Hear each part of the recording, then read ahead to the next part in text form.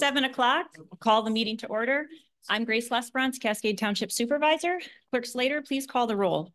Nordhook. Here. Trustee McDonald. Here. Supervisor Lesbrunz. Here. Treasurer Corson. Here. Trustee Kessel. Here. Trustee Shipley. Present. And Clerk Slater present. Please rise for the Pledge of Allegiance. I pledge allegiance to the flag of the United States of America, to the republic for which it stands, one nation, under God, indivisible, with liberty and justice for all. Hallelujah.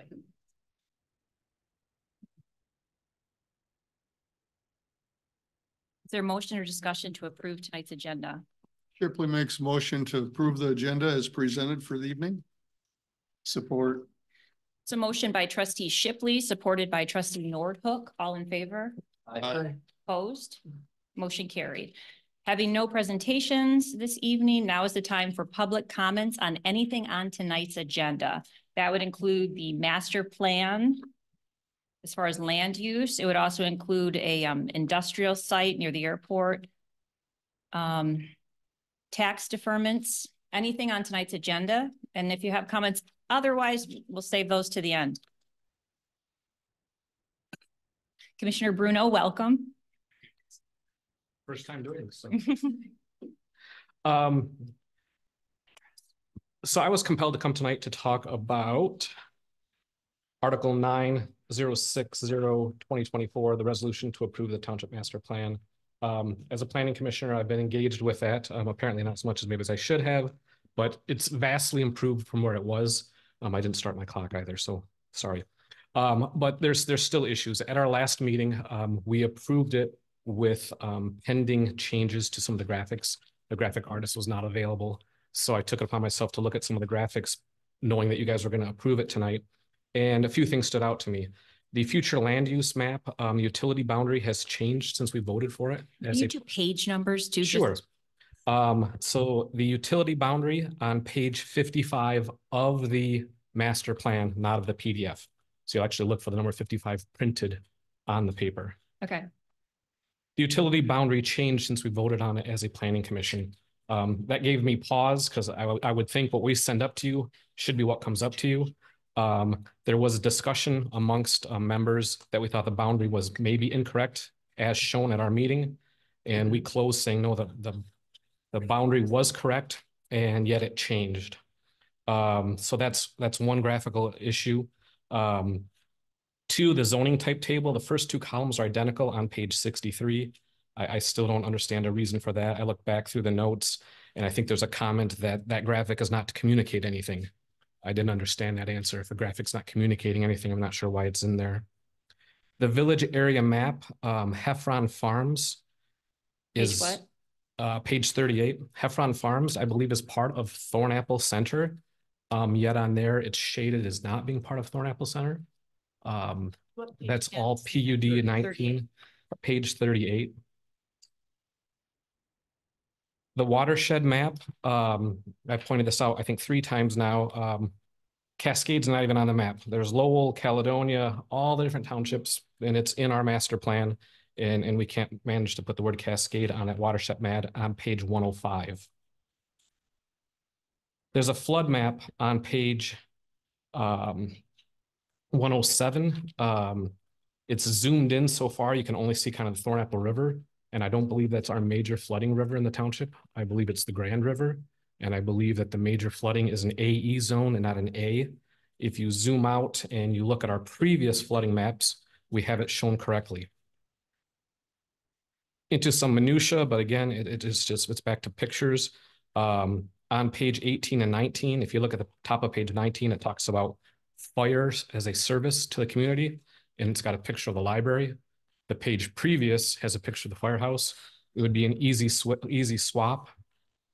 And then I dove in deeper into 2 other ones that I'd raised before that aren't graphical, and I'm revisiting old material, and I apologize, but I think it's important.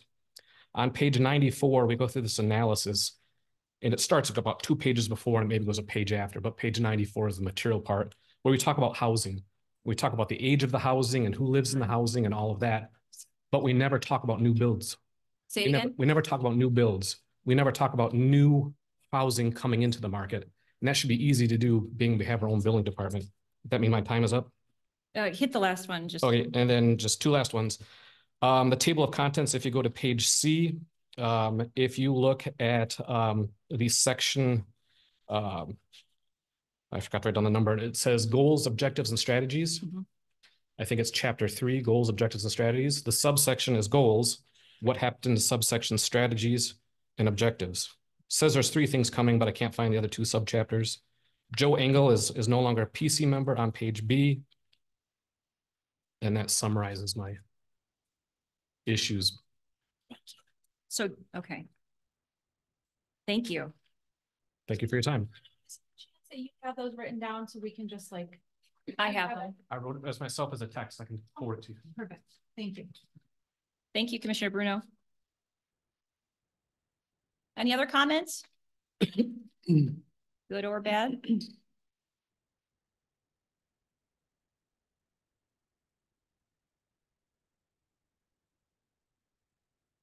Yeah, County Kerry, 2929 Thornapple River Drive.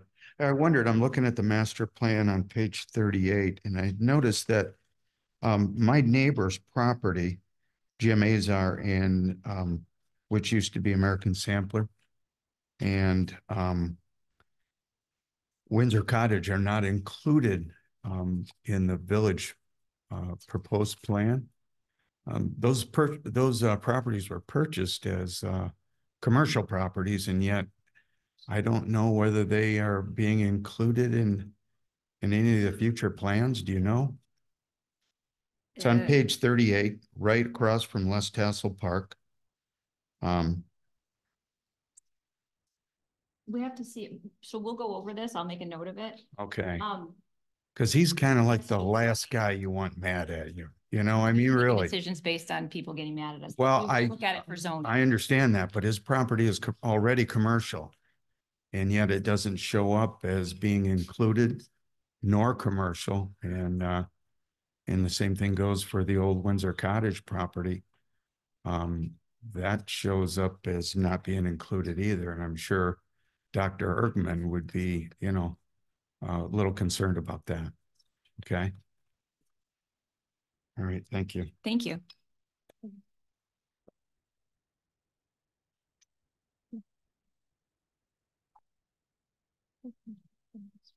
Is everyone virtually?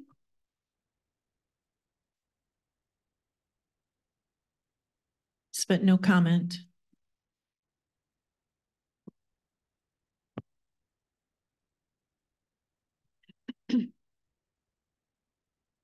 Article 6, approval of consent agenda. Is there discussion or a motion?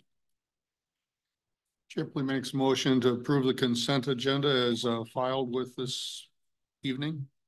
Support. It's a motion by trustee Shipley, supported by treasurer Corstange to approve the consent agenda. All in favor? Aye. Opposed? Motion carried. Article 7, is there motion or discussion on tonight's financial actions, specifically the invoices set to be paid on July 11th? Make a motion to approve. Support. It's a motion by trustee Kessel, supported by treasurer Corstange to approve tonight's financial actions. All in favor? Aye. Opposed? Motion carried. Having no unfinished business, next Article 9, new business.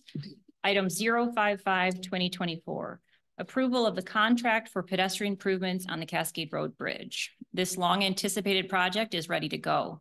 Not only does it address important safety concerns for bikers and walkers, but it also furthers our current efforts to create and enhance like a unique village area in the heart of Cascade. I want to thank Township Engineer Thorne, also our engineering firm Spalding to Decker, and the Kent County Road Commission for their work over the last couple of years on this project. Also, Parks Committee Chair Mike Reese for his helpful design input early on. And lastly, Trustee Nordhook over there on the side for your ongoing advocacy to make sure this project move forward. Engineer Thorne, could you walk us through this, please? Yep. So what Cascade Bridge over the Thornapple River right now, what it does is it's a 59-foot wide roadway, 5-lane roadway. On either side, there is a raised approximately 5-foot wide walkway.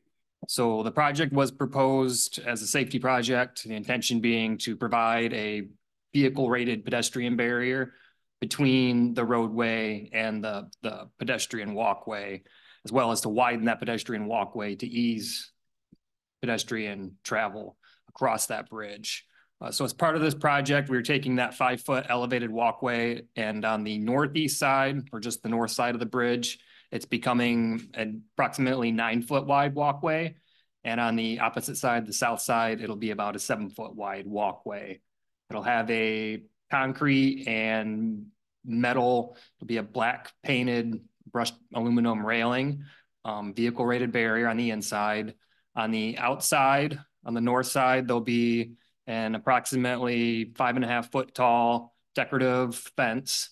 And then on the opposite side, there will continue to be the existing concrete, about 2.5-foot tall barrier with about a 3.5-foot tall fence on top of that. So as a driver driving down the road, you'll see there'll be an inside barrier and then there'll be an outside fence. And so the reason for that south side being a little more narrow than the north side is existing conduit. There's an existing live gas utility on that side, and to do anything with either of those was going to be a substantial additional cost. So really what you're seeing in front of you with the plans is really your best bang for your buck, improving your pedestrian travel width as well as safety from vehicles. On both sides, there'll be 3 decorative streetlights. They continue they're the exact same streetlights that are used in the Cascade Village area right now. So it will continue that aesthetic through the bridge.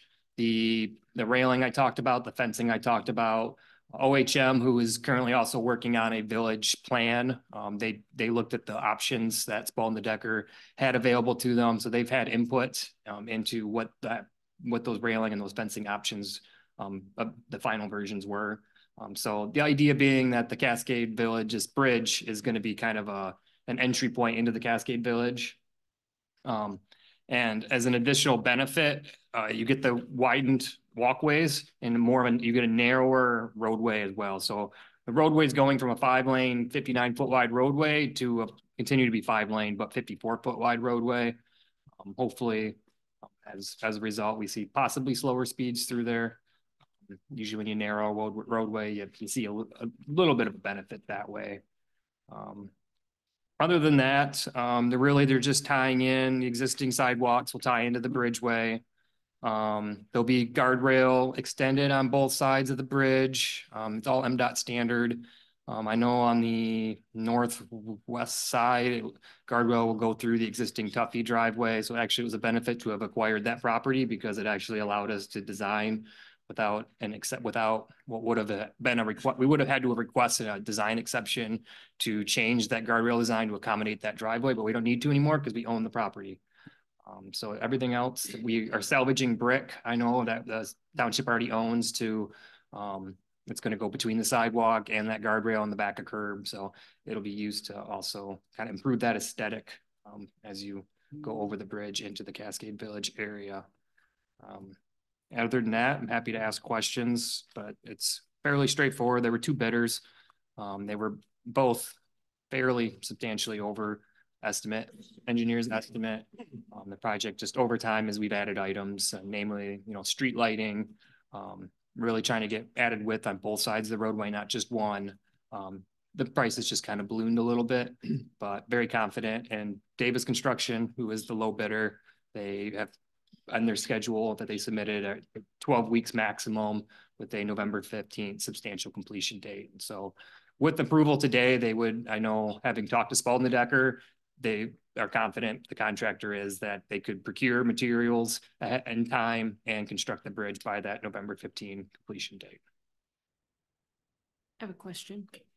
So is that 59 to 54 feet? Is that 5 feet coming out of the center lane or a foot off of each lane? How does it work? It will be, so that you have to maintain certain minimums. The county requires that the outside lanes, I believe, are at least 13 feet. So I think it's 13. That leaves you 28. So it'd be might be 12. Well, it might be 12 on the outside, 12, and then 10, I think. So I think you got 12 on the outside and then you have 10 on the 3 inside lanes. And they require that extra width on the outside just to kind of give vehicles and especially trucks a little bit of leeway Sure. from that barrier. Thank you. Yep. Right now, it's larger than required, right? Yeah. Yep. That kind of brings it down to the minimum. They wouldn't let us go anymore. If they would, we'd make the walkway wider. Are they gonna shut down one side at a time or? Yep, they will stage it, so it'll probably be 6 weeks each side. Hopefully it's quicker than 6 weeks. 6 weeks is kind of like worst case scenario. We're hoping more like 4 or 5 weeks, but it'll probably be up to 6 weeks both sides. They'll shift traffic so that it'll always have, you can always go either direction. They'll just shift, they'll close probably 2 lanes and shift into the other side of the road, or close, the other 2 lanes and then shift back. So you have one lane going in each direction then? Yep. Okay. Yep. So it'll cause a little bit congestion for the construction period, but certainly make a better product at the end.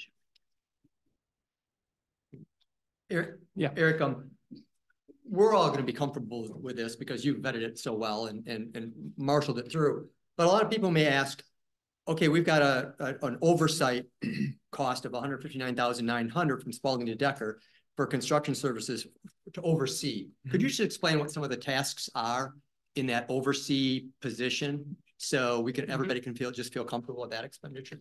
Yeah. So what Spalding Decker does on site, their major, I just want to make sure I'm looking at it too. Their major expense is going to be having a body out there during the entire period of construction. They have a field inspector that makes sure that the bridge is being built according to the plans. They have a survey crew that will have to place stakes for the locations of the widened sidewalk, of guardrail. And they have as well, they have a subcontractor that has to review final shop plans. And they have, they'll have time just built into office, a lot of administrative. They'll have to, somebody in the field writes their reports, and the reports, they put all the items that have to get paid, and then somebody in the office has to take the time to review that to make sure it's correct, and then somebody has to process the payments, and then somebody has to also interface with us, the township. So they have a little bit built into that, but And in effect, they manage then Davis Construction? yes, they do. Yep, they're the ones responsible for making sure everything in the field happens according to the plans. And just historically, looking at some of the invoices we got from our previous engineering firm, I think the percentage wise, this seems much lower overall for them to oversee this project compared to some of the costs that we have paid in the past to our previous engineering firm. And we've made it a point in our relationship with Spalding to Decker that they submit proposals like this ahead of time. As our kind of partner consultant engineer, they're going to get the project, but we require that they submit this pricing and then a not to exceed amount. So they can't go over this amount without us saying, yeah, you're okay to do that. Which is different than just doing a percentage, and the higher the price of the project, the higher Right. share is. And in our projects with Spalding Decker so far, they've been very forthright about providing us any additional information I've requested about billing. And they're very specific on their billing requests about what they've done and who's actually, what personnel's done the work. So they're basically acting as an owner's rep. They're protecting our Yes. interests, making sure everything's done to code. Yep, and they make sure all testing happens in the field, aggregate density, material. So they make sure there's a whole laundry list that goes into, what construction services does. And they're the ones that they provide that. And they, like I said, at the end of the day, they make sure it gets built the way it's supposed to be built. Thank you. Yep. Eric, one last question. Do you as a individual have any concerns about this project or the process of it? No, I think it's very much the type of project that you have to value, I think, what it's doing. I think a 1.25 million price tag is a lot to swallow for some people for what's ultimately a safety project. But with what we're trying to achieve in the Cascade Village area, I do think it's an appropriate usage of money. I think it's a good project. I think it'll provide a lot of value in the sense that it does significantly improve what's otherwise right now a very unideal pedestrian situation. And it's not a very welcoming central point of the Cascade Village area. So I'm confident it's a good project. There's good people, a good contractor, and we have a good consultant working on it. And the county's on board. The county's been on board since day one. So by the end of the season, when this thing's built, I think it's gonna make a lot of people happy. The Jade- safety of the Jade, you kids. just- Sorry, Jade, do you just want to talk about funding for this, where it's coming Yep. from, just so people understand it's not where it's coming? Right. So the funding for this, although it's over budget and we're asking for a budget amendment this evening, the estimate was actually done, I believe, almost 12 months ago. So the market has changed, costs have changed and they've gone up, obviously. But it states in the RBA that there was money coming out of the DDA budget and that was allocated for this, but also part of that that's not in here is that part of that is ARPA funds. So between the DDA and ARPA funds, plus the IRF fund, that's where this funding is coming from. So there's no general fund dollars that are going to be contributed to this. And then just to piggyback on something that Eric said, someone had questioned the Spalding Decker costs and what those cover. 108,000 of the 159 is actually field work. So that's actually having somebody out there monitoring this project. So yes, an owner's rep, having someone making sure that the construction is actually going as planned and being in the field. That's where the majority of those costs are at. Well, this is a great project that I think we're going to benefit from for decades. It's not a one and done. We're going to do it. We've talked about improving the safety now, and especially with expanding Castle Park on that corner, we really need this. So I would move to approve the contract award for the improvements of the bridge to Davis Construction and with the oversight by Spalding Decker, as well as the budget amendment. Shipley strongly supports. It's a motion by trustee McDonald, supported by trustee Shipley, to approve the contract with the highest bidder and also the subsequent budget amendment. All in favor? Aye. Opposed? Motion carried. Thank you, Engineer Thorne. Item 056-2024, approval of special use permit and site plan review for outdoor storage at 5824 Craft Avenue. Planning Director Hendrick, please provide an overview. Sure.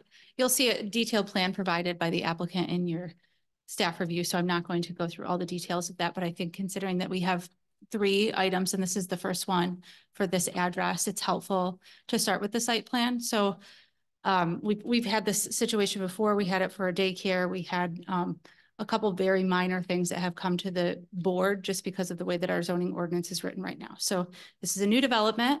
The site plan has been approved by the Planning Commission unanimously, and special uses for outdoor storage require the board's approval. So this site has been thoroughly vetted and approved unanimously by the Planning Commission. The applicants are here to explain anything. They've worked very well with us to ensure that all of the zoning ordinance requirements are followed. So the Board of Trustees is asked today to approve the special land use for outdoor storage for the southeast or southwest portion of the site. So if you look on the site, there's 2 driveways, one on the north, one on the south. The building that they're proposing is on the east side of the property. On the south driveway that they're proposing to build, they would like to place outdoor storage for their large scale commercial HVAC equipment or cooling equipment. They service HVAC for data centers and very high commercial and industrial companies, so that they've explained how they manufacture these, put them together, and then they store them outdoors until they go to the seller's location. Currently, they have a property on 5005 Corporate Exchange, and the applicant can attest to this. I've said continuously, we need your outdoor storage to get cleaned up. So they're going to continue to operate at 5005 Corporate Exchange, but they're also adding this additional building to their operations since their growth has been so drastic in the last couple of years. They're planning on taking all the outdoor storage that they have on 5005 Exchange Drive, and they're moving that over to the screen landscaped outdoor storage on the Craft location. So the request today is that the board would approve a special land use for outdoor storage for the applicant for Train Technologies. Any questions? Have there been any of the adjacent property owners make any comments or objections to it? Nope. No, so we did notice a special land use and we haven't had any neighbors reach out. They've been working, the airport reviewed this whole plan and was happy with it. That's the only comment that we've received from any neighbors. Would this Would this be allowed on the property in between these two parcels that's currently owned by the airport? I don't know that the airport, oh, not on the runway. Are you talking about the property in between the runway? Mhm. And yes, but again, it would be by special use permit. So there is a strip of land that would require some kind of access drive and approval through the planning commission and the board to do the outdoor storage, for example. Okay. What was the feedback from the planning commission? They were happy with the plan. We made some modifications to actually add parking in between the outdoor storage and the access drive so that they would meet a 50-foot requirement from the southern property line. And besides that, the planning commission was happy with the plan as proposed. Yep, it was unanimous vote. Are both parcels east of Craft? Yes.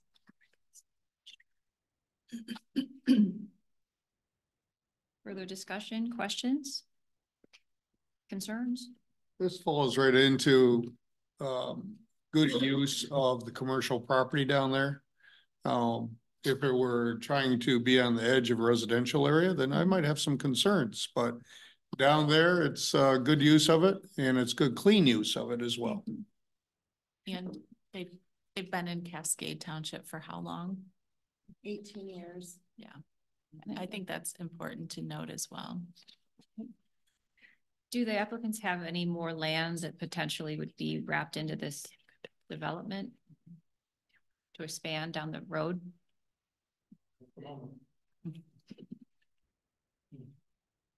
Okay, further questions, motions? Shipley makes a motion to approve a special use permit and site plan review for outdoor storage at 2824 Craft as presented to the board. I'll support 5824. 5824, thank you. And I'll support. It's a motion by trustee Shipley, supported by treasurer Corstange to approve the special use permit and the site plan review for 5824 Craft Avenue. All in favor? Aye. Opposed? Motion carried. 057-2024. Consider creation of industrial development district at the same property, 5824 Craft Avenue. At this point, before we get into the details, is there a motion to open the public hearing? So moved. Support.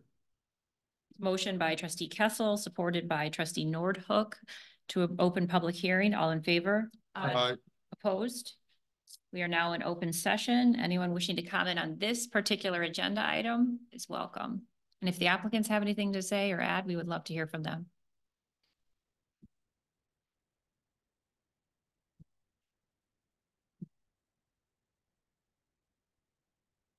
Good evening. My name is Brent Case. I'm the Vice President for Business Development at The Right Place. Oh, we recognize you. That's why. Okay. Yeah. Thank you to the trustees for having us this evening. And we're very grateful to Train for their ongoing investment in our region. You mentioned they've been here for 18 years, and this $27 million investment and 200 jobs is not insignificant for our region. But also we're grateful to Cascade Township for your ongoing support of business and IFTs, PA 198s, as those help our companies grow right here in our region. And it also helps us attract companies. So I just wanted to get up and thank you tonight and let you know that The Right Place is fully supportive of this project. Thank you. Thank you. Any other comments? Is there a motion to close public hearing? So moved. Support. It's a motion by trustee Kessel, supported by trustee Shipley to close public hearing. All in favor? Aye. Opposed? We are now back in regular session. Part B would be to consider the proposed resolution. And Director Hendrick, can you walk us through this part also? I'm actually going to defer to my colleagues. This is mine. Oh, So- I'm sorry. Nope, that's okay. So Train came to us earlier this year to apply for the district and the exemption for the tax abatement. As Andrea said, that they are proposing 128,000 square foot building at the site at 5824 Craft.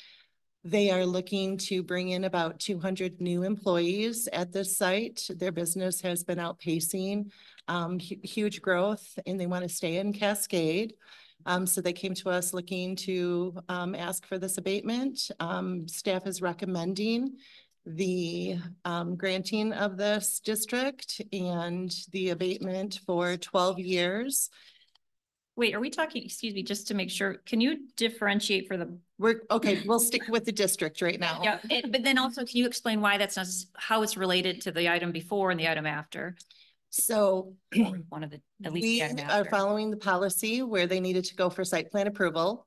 So site plan approval was granted, as Andrea said, unanimously by the Planning Commission. So the next step is creating the district. And so now they're coming before you to create the district at the site. And the district for what particular purpose?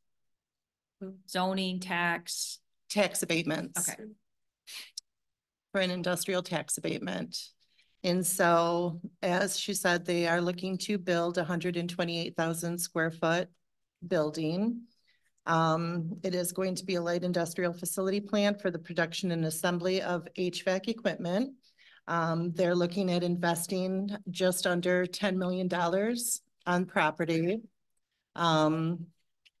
They have been in Cascade Township for 18 years at the Corporate Exchange location. They have had extreme growth over the last few years and want to continue to stay in Cascade. So they've been working with Scott Geerlings at this location in hoping to get the abatement moving forward so they can stay and continue to grow with us. I've included the budget implications in my memo to you guys. So if you have questions on that, but staff is recommending that you do create the district and pass that. Do you have any other questions?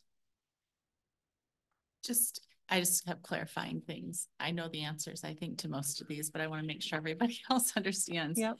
When we talk about the tax abatement, it's only for the building that's Correct. being constructed. Correct. And I didn't know if we wanted to talk about the abatement yet. So I was waiting for the next. No, I'm talking about the To create the district, I district. guess, is just. So the building. district includes what parts of the property? The district is for the entire parcel, but then once the certificate, if you guys go to grant that, it will be for the building only. The land would be on the ad valorem roll. The building would be on the IFT roll, and it would be abated for half of the millage rates. So we'll still be collecting on the land, just like we always have been. Correct. That's for 12 years, Jennifer. That is my recommendation. And how we base that. We don't have a policy right now. Andrea and I are working on well, we do have a policy. It's not just a very solid one. It's just like everything else. Needs to be But we have updated. come up with a good policy that we are looking to bring to you guys. And so we've kind of looked at that, and we do have a point system now. And so we referenced that, that looks at the number of jobs they're bringing in, how long they've been in the community, different things. And so based on that, I did look at that. And so we are recommending the full 12 years based on what we're proposing to you in the future. And kind of even not based on the future, because we have not as a board approved this policy. Correct. But based on historically within the township in this area. We've always given 12 years. You would still recommend 12 years, Correct. correct? Because I feel personally as a board, that's all we have to go on right now is historically what we have done. We can talk until the cows come home about a future policy, but we don't have one. Correct. But we will be, financial director, Nana Ricci, manager Smith, we discussed that today and I think the board would love to see that. And it's very important, but I think it's just one more layer that's coming open that. We do have a draft policy, so, but. So in the past, the township, this previous boards have just given the max number, or excuse me, length of time. That is correct. And no follow-up to check to see if any of those factors were actually like, for I example? will say the last 2 years, we have been following up with companies. We do have a thing that we do follow up with. So Has I the have, township ever denied or reduced a requested abatement in this not that area? I'm aware of, not in the last 8 years that I've been here. Well, thank you. Yeah. I think it's important. We do have a policy soon. I have a question for us, maybe it's for Jade. So Jade, we have to first create the industrial development district. Then we have to vote on the tax abatement, yes or no. Can we do those as one, or should we do those separately? They need to be separate. That's why we had amended the agenda to put them on as two separate That's right. items Okay, I yesterday. just wanted to double check. Yep. Because the action requested says this and that. Correct. But they're one needs to be before the other. You're correct. Okay. So this item before you right now is just to approve the district. So Right. that would be the motion that's if you are so Okay. inclined to make. I'll make a motion to create the industrial development district at 5824 Craft. Shipley will support. Further discussion? That's a motion for the creation as stated of the industrial development district at 5824 Craft Avenue. Clerk Slater, please, supported by Shipley. Clerk Slater and also Trustee Shipley. Clerk Slater, please call the roll. Treasurer Corstange. Yes. Trustee McDonald. Yes. Trustee Shipley. Yes. Trustee Kessel. Yes. Trustee Nordhook. Yes. Clerk Slater, yes. Supervisor Lesbrunz. Yes, motion carried. So related item 058-2024, consider the industrial facilities tax abatement for 5824 Craft Avenue, specifically Train US Inc. Again, is there a motion to enter public hearing? Shipley makes a motion to enter public hearing. Support. Motion by Trustee Shipley, supported by Trustee Kessel to enter public hearing. All in favor? Aye. Opposed? We are now in public hearing. Anyone wishing to comment on this issue? Tax abatement? Is there a motion to close public hearing? Shipley makes a motion to close public hearing. Support. It's a motion by Trustee Shipley, supported by Clerk Slater to close public hearing. All in favor? Aye. Opposed? We're back in regular session. So this would be consider approval of the specific resolution for the IFT abatement. Anything you want to add, Assessor Genter or? Just that I did provide you guys with an estimate of the reduction of the taxes for the first year on the memo that I sent to you. So if you have any questions on that.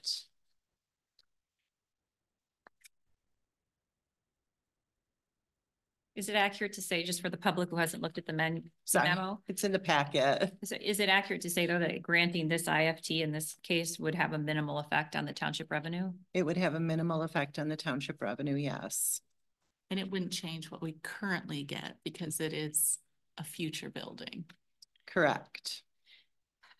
And I see that the property is in Caledonia Community Schools. It is in Caledonia Community Schools, yes. But the economic impact that it will have on other things provides much more. Understood. Yeah. I just want to make a general statement and a point, I guess. I think we have all talked about, not all, some of us have talked about limiting industrial within the township. And the master plan is a huge part of that as well.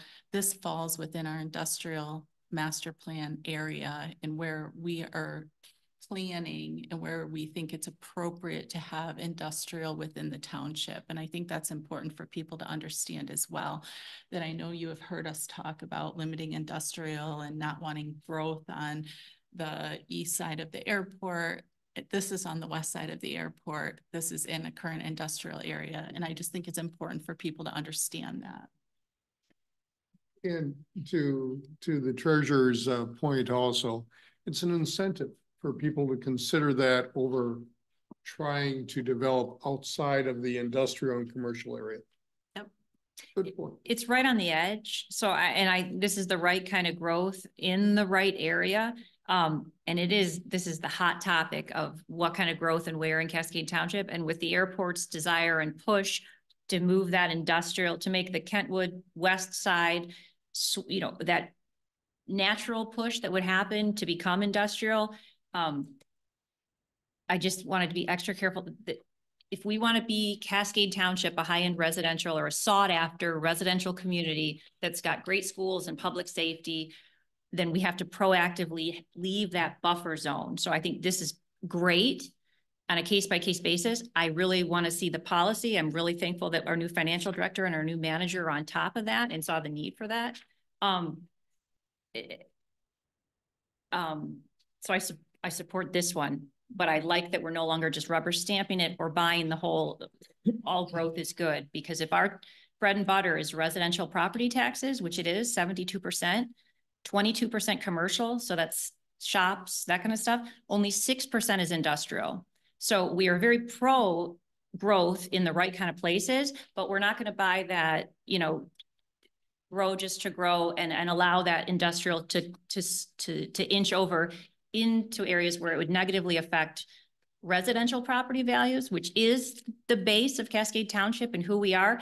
And it would also open the door to certain non-government entities' strong desire to have additional full on and off ramps on the east side of the airport. So pro train, happier here, very purposeful in how and where we develop.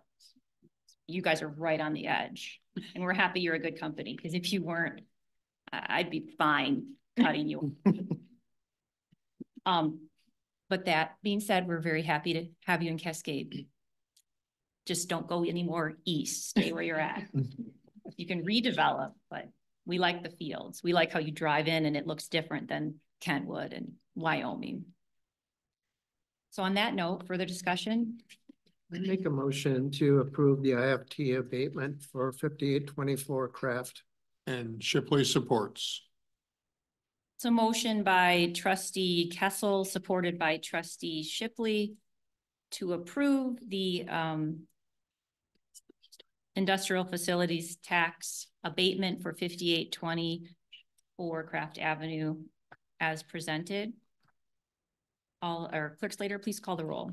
Trustee Nordhook. Yes. Trustee Kessel. Yes. Trustee Shipley. Yes. Trustee McDonald. Yes. Treasurer Corrigans. Yes. Clerk Slater. Yes. Supervisor Lesperance. Yes, motion carried. And thank you for coming in person tonight. Thanks. Item 059, 2024, resolution to approve the 2024 tax deferment that Assessor Genter or Director Energy. Yep. Is this the resolution? No, you're good. Good evening, Supervisor and Trustees. This is an annual resolution before you. State law allows boards to allow residents to apply for the deferment of summer taxes. This is not a reduction of tax. It is simply allowing a tax bill that's normally due in mid-September to be paid in mid-February. And last year, 13 residents took advantage of this program. It is there is no financial impact to the township. Thank you. Thank you. Just to expand on that too, there's something in your packet tonight that actually is a state form that has the stipulations as to who actually qualifies for this. So this is actually part of the State Public Act 206. And that's very specific, right? It is very specific. Have you ever been in a community where they didn't offer this? No. No. Let's not be the first. I move to approve the resolution that allows for the deferment of the payment of the summer property taxes until February 14th, 2025. Just a quick question. You said last year there were 13 residents that had applied. How many this year? No one has applied yet. Oh, okay. Trustee, and tax season has just started. Okay. I'm very aware of that as a taxpayer. Thank you. Support the motion.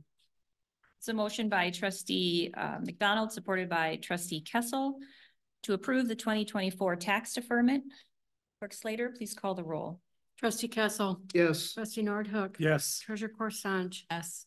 Trustee McDonald. Yes. Trustee Shipley. Yes. Clerk Slater, yes. Supervisor Lesperance. Yes, motion carried. Item 060-2024, resolution to approve the township master plan per recommendation from the Township Planning Commission. This has been a long time coming. Over the last year, there's been a lot of work, and I wanted to thank Planning Director Hendrick, who jumped on board after starting in February. Also, members of the Planning Commission, one of whom is here tonight. Planning firm McKenna and Associates, who the township has been leaning on and who conducted the strategic plan. Also, our township legal counsel and many members of the public who participated in this project. Manager Smith, how about I give it to you and then you can have whoever else walk through it? Or Sure. I can give a little bit of history. When I walked into this position just about 10 months ago, this was well underway. And I believe the township at the time was working with McKenna and Associates, who I think was doing a great job. And Danielle's here tonight too, to speak on the master plan. This is a completely different master plan than one that was before you before. I don't even know if I would consider the one before a master plan. It's more of a website. And so with what you have before you tonight, although there was a lot to unload from Commissioner Bruno's comments, the content of this master plan aligns with the strategic goals of the board and of the township. And you talked about smart growth, smart development a few minutes ago, and I think this leads us down that path. This is just a pathway to get there. This is just the beginning. This is not the end and all be all. This is the actual master plan, which then guides us to go into the next phase, which Danielle will talk about, which is the actual zoning rewrite. So you'll see a lot more things before you, and so will the Planning Commission in the upcoming months as we rewrite our zoning ordinances based upon this master plan and this guidance.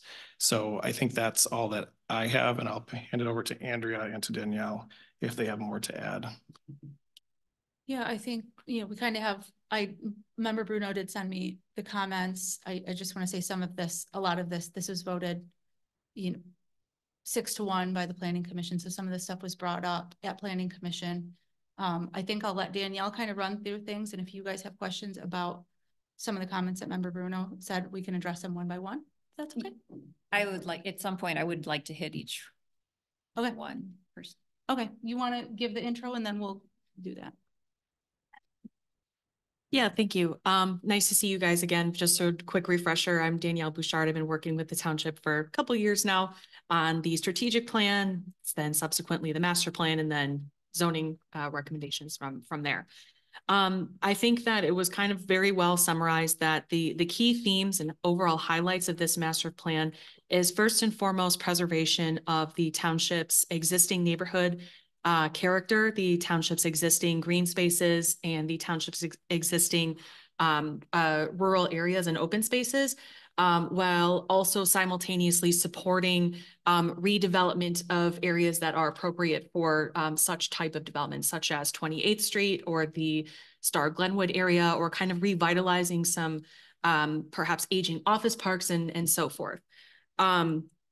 This master plan is in printable PDF document format, which is quite different than your current master plan, which was adopted in 2019. Yeah, so our 2019 master plan, you can only access online, and even you guys couldn't print it off. Is that right? Yeah, I haven't seen that before. I've done this quite a bit, but it's just different approaches, I suppose, at the time. Like if you don't want anyone to see it. It was my biggest question certainly was, could somebody have changed our old one without anybody knowing because it was only online?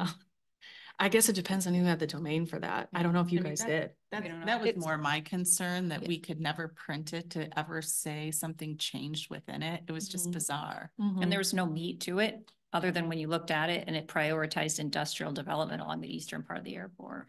Yeah, and so to that point, the one of the key purposes of this update is to just kind of clarify and clear up a lot of those inconsistencies, and first and foremost, create a consensus direction for planning and zoning in the township that is a direct reflection of what we heard from residents and taxpayers. Yes. So 2019 prior board master plan, or excuse me, the master plan was adopted, which is essentially a roadmap for future land use. 2020 new board elected, 2021 strategic plan realizing then that the goals and priorities of residents that we found did not necessarily weren't consistent with the major priorities of this existing master plan that we're changing. Yep, absolutely. So, and to that point, you know, this plan also includes a robust zoning plan that then sets the stage for future zoning recommendations, which as staff, we've already been embarking on that process and what that looks like with regard to perhaps densities and permitted land uses and lot coverage and all of those things that need to be cleared up. So that's pretty much like kind of the gist of what this 150 more than that plus page document entails. But the important key piece here is that it is a more direct reflection of the land use policies that the township would like to partake. And that tax abatement that we just granted is a good example of, you have to think of what services we're providing, what it costs, right? Fire, police, all that, roads. We do that through property taxes, but the industrial sites, and rightly so, they get abatements, right? So that's tax money we're not coming in, we're not going to necessarily get. So that's existing, that's residents largely paying for those services. And if we grow rapidly and give the abatements out and the industrial abatements, we've got all this growth and that needs the same services, but yet it's just stretching existing tax dollars further. So before the talk was, oh, we need a fire station 3. We need to cover this anticipated industrial growth that'll make it look like Kentwood on the east side of the airport. Well, now the goal is smart growth, preservation. We're not going to overextend ourselves like neighboring townships who took the bait for all that rapid industrial growth and now are short on cash in a pinch. That's just one. There are so many different little pieces. Our current master plan that we're changing also was cited by the Grand Valley Metro Council, the nonprofit mobility group that in our area, our regional area, and they were citing our own Cascade Township's own master plan, the 2019 one, to justify as a reason to advocate for 4 additional on and off ramps on M6 and I-96 in Cascade Township, all on the east side. So all right. I mean, it would just, so they're using our own master plan to advocate for something that's why we saw such an imminent need to correct this and because this isn't what residents want. That's what a few players wanted back in the 2019. And that's when we shared a law firm, an engineering firm, PR firm with the airport. And we had their former COO of the Ford Airport on our planning commission, undisclosed. So we've been slowly peeling off the onions, and this is an important step, but we're not gonna have our own master plan cited to justify something that would just kill us and kill our property tax values too. You don't make money off of tax abatements. This has been a lot of work for a very long time, and it's been, every step has been purposeful, but also met with resistance by the old guard. I don't think people know how much work has gone into this. So I'm happy to answer any questions if anyone has any with regard to this current draft. Andrea, I think, might still be working on a response to Commissioner Bruno's comments. I just have a question. So the Planning Commission, though, voted on this. It was approved 6-1, you said? Okay. Yeah, I should note that it was approved upon the condition that a couple adjustments were made to the future land use map, which have been made. Okay. The first of which is there was a parcel that's actually a cemetery that wasn't marked a cemetery at the time. So that's been rectified. In addition, there was some discrepancy on the utility service boundary. However, that has been adjusted since that meeting and pulled back to Whitneyville Road. To what was requested. Correct. By the majority of the. Yep. And then after that, I sent out the map to Commissioner just to to confirm that what I heard was correct and I received confirmation. Are we talking, is this the page 55 utility map? So this would be, yep, page 168 in your packet, 55 labeled on a paper copy or within the document. Okay. Correct. So it would be good if you looked at that, because I think there was planning commissioners and board members that were involved in that. And just confirm that we're understanding that utility boundary.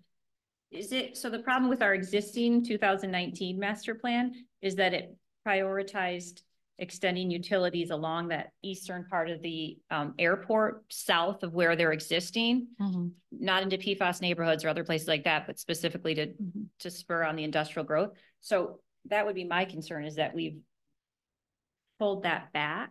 Yes. I should also note too, on the east side of the township, your previous 2019 map, I believe, has the urban services boundary extended out to Cherry, which we have pulled back west to Buttrick, to essentially encompass areas that are currently serviced, but kind of slow that creep of what that development may occur if your utilities were to be expanded. And this was shared with planning commissioners? Correct. Yeah, and I just want to say, I know being a part of this because it's been in the process for so long. And I was previously on the planning commission. I agree. I think that this has been the goal from the beginning, especially near the airport, for the utility service boundary to not go past the north-south runway. And that is obviously what the new map shows. So there's one of the comments checked off. So this is the runway. Okay. And that's the line going up and over to where it is. So none of this is within that. My computer doesn't die. And that was the main thing, I think. And I know Timmy had brought that up multiple times, because in previous additions, I guess, that had never been officially moved. It had always shown going near M6. And I know Timmy had brought that up multiple times. And I think the plan has always been to change it, but obviously in this last edition, it is changed. It's where it should be. Good. What about page 63, not of the packet, but of the master plan? Is that one of the comments? Yeah, so I've got written down zoning column identical. Yeah, I actually just reorganized them by order. We can start there, or we can just go front to back so that we can do it in your order. Okay, so the first comment would be on B. That way you guys don't have to jump back and forth. I didn't figure out exactly what page that would be, but I'm gonna guess it would be around a page 108 or so.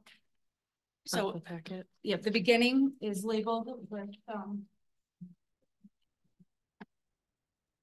111 of your packet. So Joe Engel his name is in here. He was part of the process, but is no longer a planning commissioner. So and all of this, these are minor changes for the most part. So we can kind of just go through and say yes, no, yes, no, and add them as conditions in the process of approval. Joe Engel is no longer a planning commissioner. He was part of this process, but is not a planning commissioner. So the board would like to take Joe's name out. Yeah. Keep it up to date.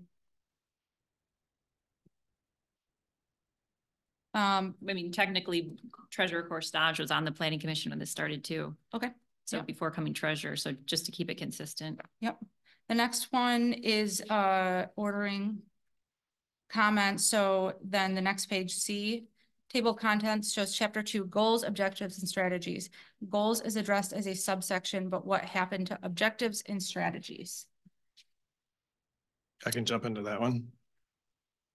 The goals are actually listed, and then underneath each goal is the objective and the strategy, and it's listed in the actual document. So if you actually look at the goal, right below it has an objective, and below that has a strategy of how we're going to get there. Okay. Page 19 and 18, the pictures of the firehouse and the library are swapped. So when you open it, is it going to be like No, 18, I mean, 19? it is. what he's saying is right. I don't know if it's that big of a deal. I mean, obviously you can just switch the Just pictures swap them. around. Yeah. Yep. Oh, Okay. 18 and 19. See, this talks about Oh, fire, um, the library, and it has a fire. This talks about fire and it has a picture of the library. if I may, so, and I'm happy to switch them, no problem, but kind of explaining the thought process behind that. The goal is entitled maintain essential public services. So the image is meant to be associated with that Fire. goal. Exactly, of public services, Okay.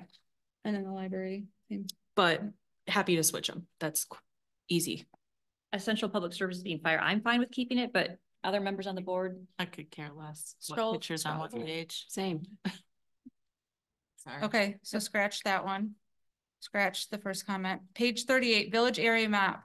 Heffron Farms Market is part of the Thornapple Center, PUD 19, but shaded core. I believe a lot of you actually were at the DDA meeting. I think they're labeled correctly. We've printed and reviewed numerous maps of the core and in the village center, but we should just take a look at it and see if page 38 is labeled correctly. I just want to clarify the comment, I think. Does it matter? It kind of does, I think, because I think most people associate, and it's not just Heffron Farms, it's that whole plaza strip. The last one in that row is what you're talking about. So I think to be consistent, I do think we all consider that last row of businesses, because that's what he's referring to, being part of the Thornapple Center. So Okay, I can see that portion being part of the Thornapple Center, but Wendy, you can see it better. Do you think you can just like explain the parcels that are missing and that need to be changed? It's just, so I wish I could. I don't know Heffron. Heffron. So Farm right it's off. the last, so if you're looking at Thornapple Center. Are we looking at the map or just in at general? The map, So the page- highlighted green Thornapple Center map. Mhm. Yep.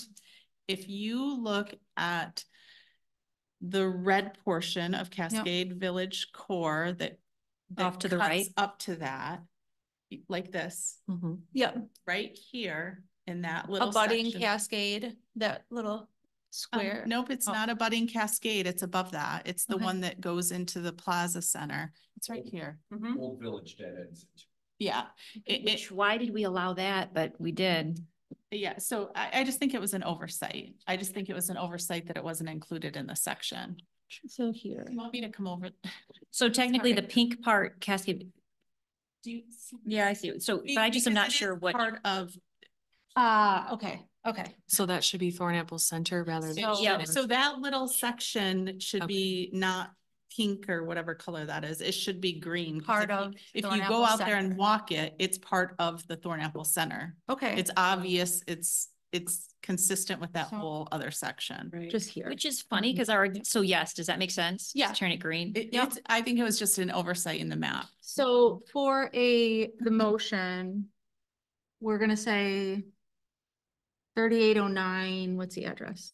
6809. 6809. There's a mess of Parcel them. 411909. I was gonna say, there's a mess of them. I think there's like, there's a dentist office in there, there's a nail salon in But there. I think they're all one parcel. Here. Oh, I thought you So- said the address, not the parcel number. No. Okay. Yeah, I think that I can just pull the parcel up and give it to you guys or write it down so that we Go can make ahead. sure that it's motioned correctly. Yep. Do you want to do that? This is Hold the on to that first one so change we that can will- move. Right. Joe Engel and then. Okay, yep, so I got Village, Heffron Farm is changing, Joe's name is removing. Village area map, why aren't the parcels? Thornapple River Drive, 2899, 2915, 2923, and 2965. Thornapple River across from Tasso Park. Oh, so Part wait, of. This is a different. Sorry, this comment. is, yeah, but are we gonna hit, Yes, yep, this is the Okay. next I comment. thought you were giving us this parcel. was this No, from no, resident? sorry, we'll this- write down the parcel number and give it to you for the motion. Yeah, sorry. If I may add context to that one, I believe at the time that we were kind of working on these maps months ago, It was under the direction to exclude those parcels given their residential character, and that residential character is not likely to change. So to just say, you know, these will remain as single family residential, and then the parcels closer to Cascade Road would be more of that mixed use kind of villagey environment. If I can add some context to that too, because I know that that was not staff generated. That came through some work sessions and through guidance through planning commission and the board during our master plan sessions. It will not change the current businesses though, correct? Correct. Does it change the zoning? Is it still commercial? As it stands today, this is future. Oh, so is it recommending then basically commercial to residential? So it would be, they're all residential. Wait, let me check the zoning before I speak out of line. I think they're all. Two of them are in the village core right now. Two of them are R2. Which means what? Which, right here. Village core, residential is going to be allowed in village core, but there might be other uses, or because we're going to forum-based code, there might be other zoning options or standards that would be put on those parcels. Definitely doable. So in theory,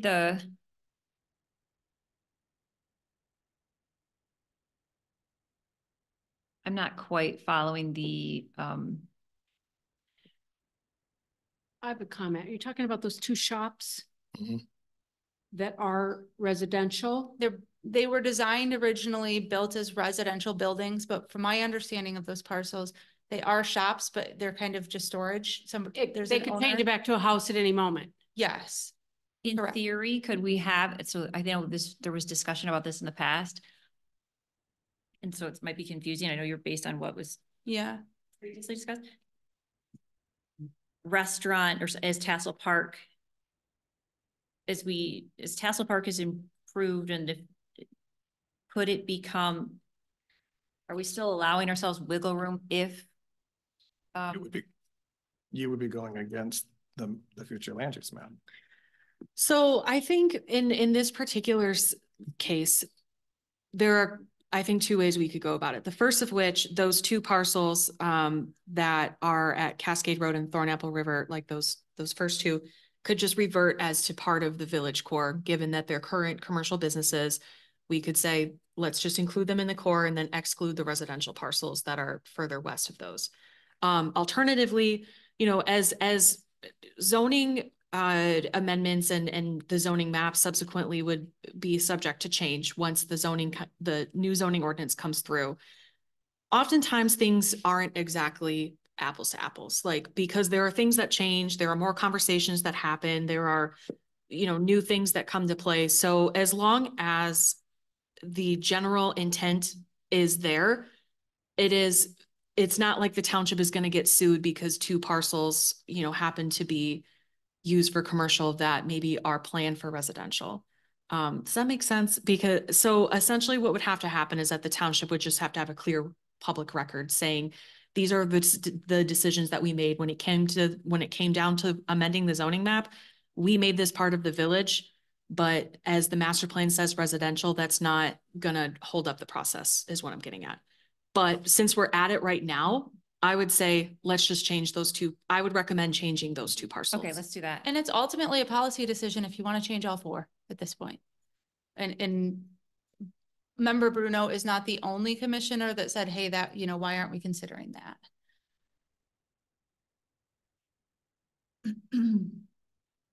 At least the two. Oh, sorry. Speak.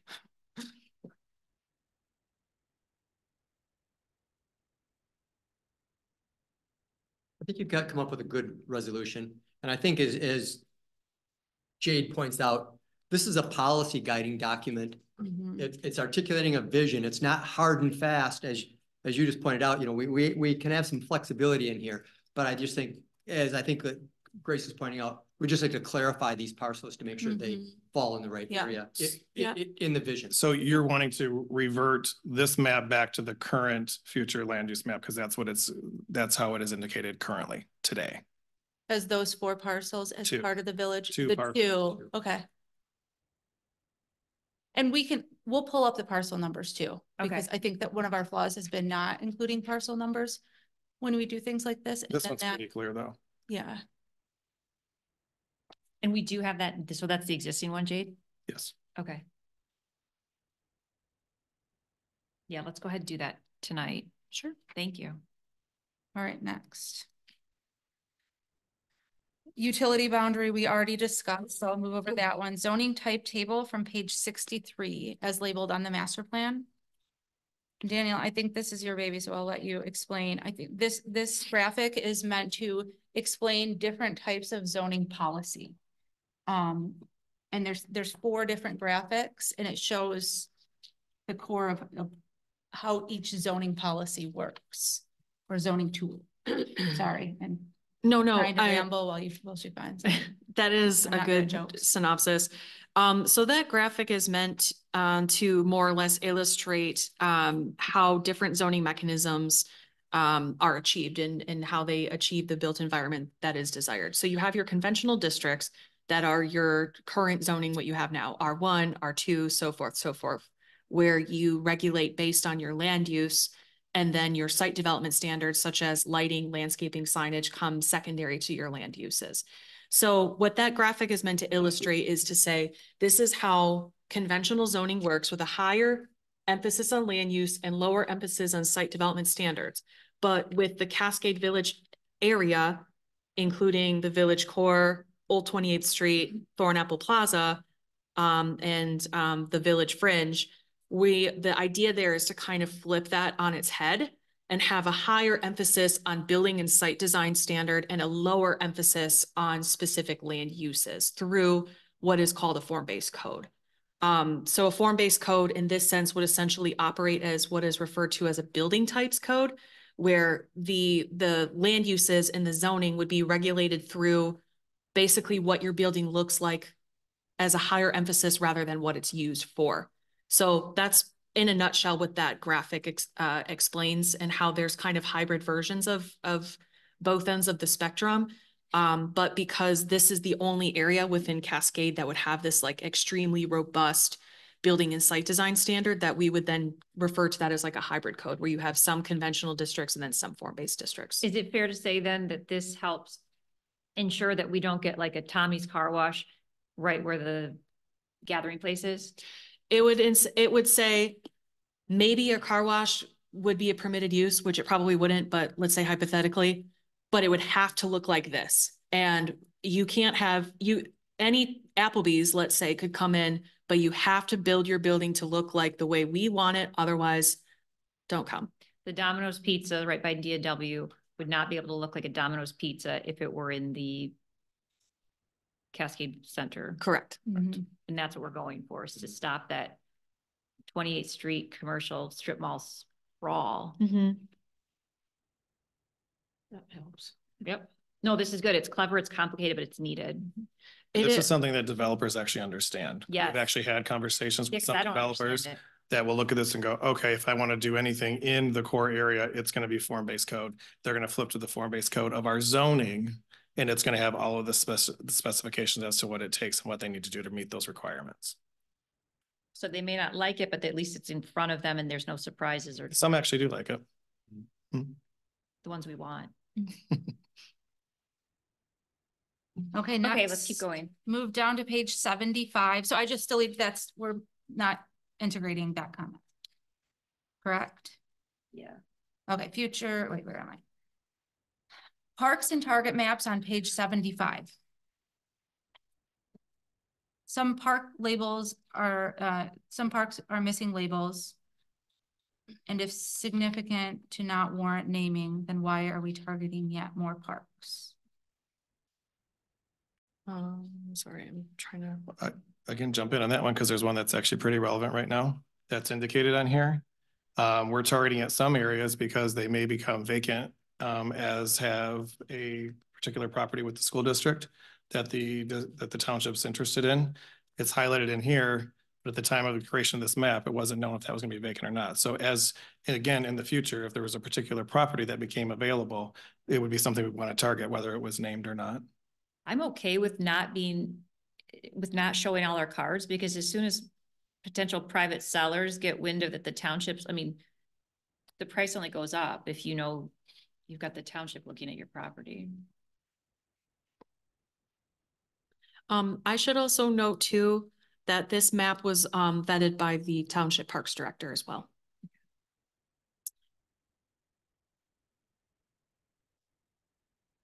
Got consensus on that one? Are we missing any green?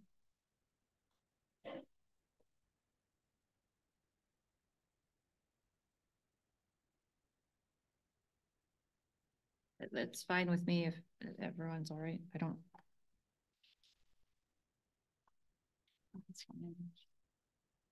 Next comment. So that one's good. Next page is 75. Sorry, I'm not there. That was 75. Oh, We can still go for, we're not limited, right? Again, this is a. Correct. It's a framework. 94, I'm sorry. Page 94, housing analysis. Cliffhangers is missing new starts by building permits issued, which is key. Wait, Cliffhanger is missing new starts by building permits issued, which is key to the housing availability analysis. Sorry. Okay. I just feel like that's not the intent of the graph or whatever. The intent is to show us actual occupied housing stock in Cascade Township, correct? Correct. The table 8 is that, sorry, I was flipping through. Yeah, that's what we're talking Yeah, about, so the table. So I don't know why we would put permits in here when that's not the intent of what this graph is. The graph states the table, age of occupied housing stock in Cascade Township as of 2020. So I see no reason to be putting building permits for that maybe have not been done, maybe potentially could be done. That's not the intent. The intent was to show as of 2020 what our occupied housing stock is. And this is the section of the entire plan that shows demographics, Yeah. that shows what data was looked at in Right. creating At everything that time. happened before it. Yeah. Yeah, at this the is time. actually statistics. Yes, it's a snapshot in time. Okay, so watershed map on page 105. I deleted that one. Cascade label missing. Yeah, Schoolhouse Creek, which is a significant area, is likely PFAS contaminated. This just wasn't meant to like nail down every single area that's that has any kind of, it's just bottom line, the watershed.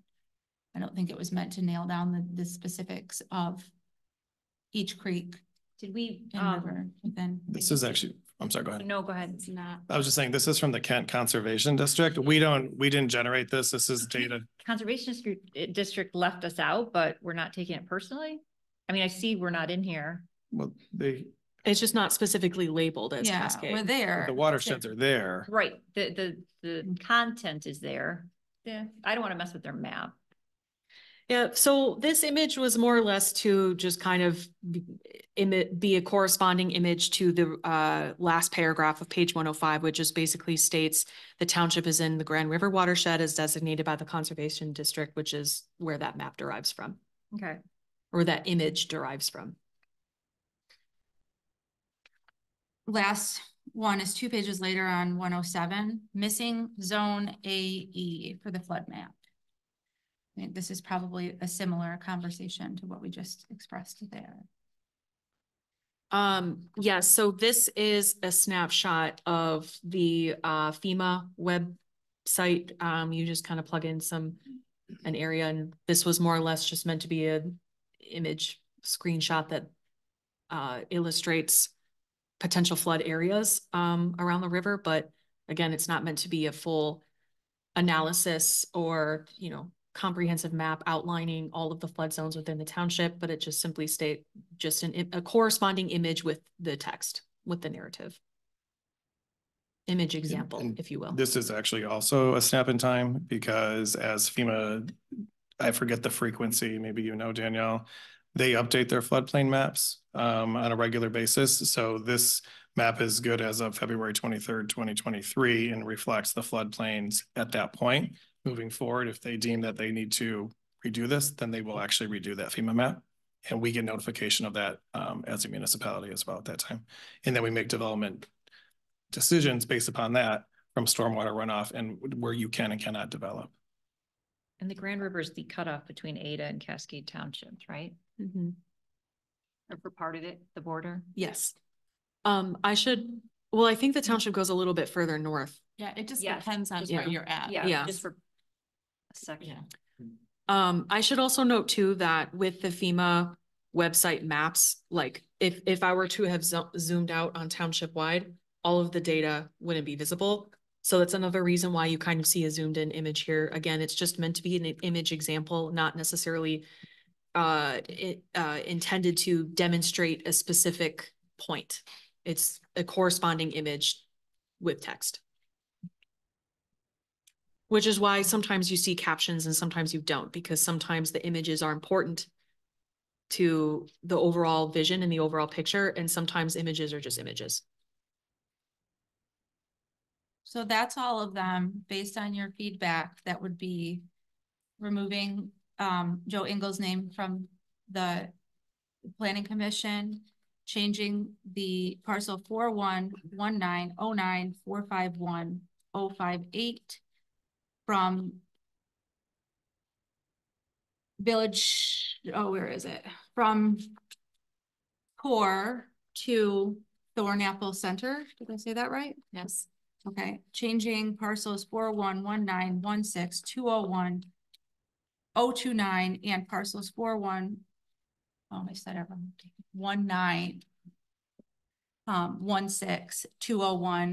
19162010007 from residential to village to core. To village core. Those are the three changes based on those comments. That's my understanding. Page 47, I feel bad. This is petty. I'm not, if it's complicated, I'm not going to push for it. Page 47 and 48. I feel bad because I've talked to you guys in person and I didn't mention this. We've got existing character pictures and then planned character. I personally think the planned character is really ugly. It's like you know what I'm saying? That what page? Page 47 of the master plan. It looks like Oh. Well, now I'm really sad that I don't have a hard copy. Well, I feel bad. I didn't mention it earlier, but if we're gonna, I would. We want to do it right. I didn't bring an alternative picture though, but that looks like a really cheap hotel. Isn't that an existing hotel that you guys have there? Down by the airport. Oh, I that's. don't think it's there, is it? Oh, no, it is there. It says, but for planned character, and maybe I don't want that. I mean, that's not what I would aspire. I think like the Meyer. They don't even put in a picture. How do I say it? Yeah, without take being out the petty? picture. Or just swap the titles. Meyer did better than. So if I'm not mistaken, That's I terrible. believe that's an existing hotel and the caption should say existing and. Well, existing's above it in the Meyer, Mhm. and then planned is kind of like the goal, but I think that maybe just. So maybe would it make more sense to just delete that altogether and then the caption for Meyer will just say existing? Sure, let's just take that picture out. Okay. If you could come up, I can't think of something off the top of my head. Well, you don't want to be locked into anything anyway, so. Right. Yeah. Certainly not this one. This is all the work we're doing with the form-based code. So we'll get there. And then page 48. Can we take out those pictures? For the planned? The two on the bottom? Well, then the existing character is accurate, right? And I just maybe take out. I'd be okay with taking out both of those pictures. Yeah. Just because they're so specific and there's. I think And that's I the love hard that part that building. we. I Which think part, that- top or bottom? I was totally I think messing. part of the hard part is that we haven't gotten to the Yeah. form-based code zone, any of that piece yet. Mhm. So to put pictures in that state how we anticipate it to look is very difficult because we haven't had that discussion or gone there yet or made a decision. So But I feel bad so I because I think- could have said this earlier and saved you the night but of. I just think that's where she's coming from. Yeah. That this implies that this is really what we're going to, but we don't know yet. Well, just, I'm having flashbacks Just to to- sorting through pictures with you guys. just to clarify though, this is the Southwest mixed use, which is not going to be form-based code. That is correct. I just want to make sure that's clear. Okay. But I should note that zoning amendments that will apply to this area will have robust landscaping, lighting, signage, like those types of site development requirements. So again, these images were more as an example rather than saying this is what we want, but that's completely okay. We can remove. Maybe take off the bottom picture? We can remove both. I think that's Yeah. complete, if that's, you know. Yeah, it's No okay if problem. there's some white space. Okay. Okay. There's the old saying, the picture's worth 1,000 words, but in this case, you know, 2,000. we'd rather just have the words. Yeah. Noted. They're less likely to be noticed. So I have a question about the resolutions. The resolution that is submitted in the packet that looks like it's our numbering, but it's actually a resolution that Planning Commission passed. Yeah. And then needs obviously board approval. And then the other one is our acceptance of the changes they indicated and agreed to, correct? So we need to approve both of them. And can we do that No, with one motion? You do just not need to approve the resolution that Planning Commission approved. They already They approved approve it. and recommend, yeah. This just isn't an executed copy that has signatures on it. That would probably have clarified it. So there should have been signatures on this Yeah. from the Planning Commission. No. So you only need to approve the resolution for the board. And that is we do have to put those in the master plan, so that will become part of the master plan once it's done. Sure. So to show the action. Yep. Yep. Yep. Thank you. So as we really haven't like this, the bridge enhancements over the Thornapple River going into, on Cascade Road is kind of like the first, step forward into other changes at the Tuffy and different stuff like that. I just, making, as far as like riverfront and village area, we have flexibility. So we're going to move those two parcels that Mr. Carey mentioned. And then we're not locked in like it. Does that make sense? Like, I just want to make. Yeah. That is correct. So this was actually a question that came up in another community I was working with, because we updated the master plan and then subsequently the zoning ordinance did a complete rewrite. And through the zoning ordinance work, it was determined like, well, actually, maybe these districts make more sense than what these districts have designated in the master plan. So essentially to be compliant, again, the township would just then have to show a transparent thought process to basically say, you know what, at the time the future land use map was adopted, this was the thought process. But once we got down to the nitty gritty of the zoning side of it, things changed a little bit for reasons A, B, and C. So again, it's meant to be your overarching policy guide framework. Now, if we include or exclude a couple parcels here and there, that doesn't change the overall vision and direction for the township. So I would just note that, yes, it should be clear and concise, but there is room for a little bit of change when we get there. And I'm not a planner, but I would recommend that if there's any changes in the future, that it's consistent. You can't go through and pick one parcel and say, we're going to change it for this particular person and not follow what is in the master plan. And when you go to rezone something. So if you're going to do that, we have to have a very well thought out case and put that into the zoning as to why we are going against the master plan and what was already determined. So we just have to be very careful when someone comes before us and says, we want to do something and we decide to change what's in here. That would be my concern. Let the tail wag the dog. Well, and it opens up anybody else singularly to come in and ask the same thing. Correct. If you're gonna allow it to one person, why are you allowing it to everybody? It seems to me that we put more and more emphasis when we're making decisions back on what master plan shows. Very rarely do we get to the point where we talk about zoning. It's always what's a master plan show. So I want to get this right the first time so that it doesn't open up a whole can of worms that may be good for fishing or not good for fishing in the future. I like how especially in the village area, it's not so much commercial. Well, I know the use is important, but as far as the form-based codes, how it looks, size, that kind of stuff, so that we don't get, you know, it's kind of to scale. Mhm. Good work. You had a ton of input and robust discussion. This is a lot. This is a detailed master plan. It is. Everyone worked really hard on this one. So this was certainly a combined effort. Well, I'm not getting excited until we hear the vote. You never know what's gonna happen. Other questions or comments before we make a determination?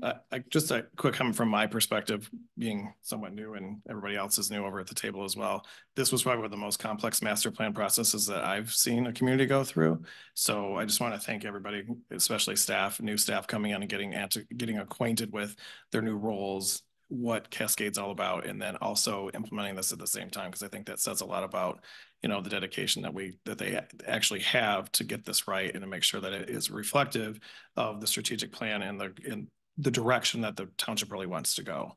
You know, kudos to Andrea and to Danielle and everybody else that's been involved in this. We got, yes, because this process was underway, but it's tricky with the staff changes, right? So Jade, you're a new manager. Andrea, you just started in February. Danielle, we brought you guys in.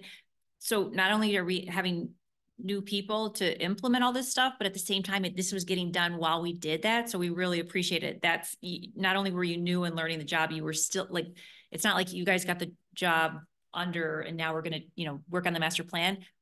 This is important because when you've got, your Metro Council citing your master plan as far as why we could use additional on-off ramps, it was important that we didn't lose time. And we also needed some staff changes, you know, because you don't want to see that. And as a supervisor looking at your next door feed, but it was good that we did two things multiple things were happening. There's a lot going on. Question, Jade. Are you comfortable with this to be passed tonight as we discussed, or would you rather see the corrections made and it be brought back to next meeting? Nope, pass it. We made the corrections. With the three corrections. Why we Yes, it's down in the weeds, you know, and no, I am very comfortable with passing it with the minor updates that you guys discussed tonight and that Andrea's noted. I just have one other comment.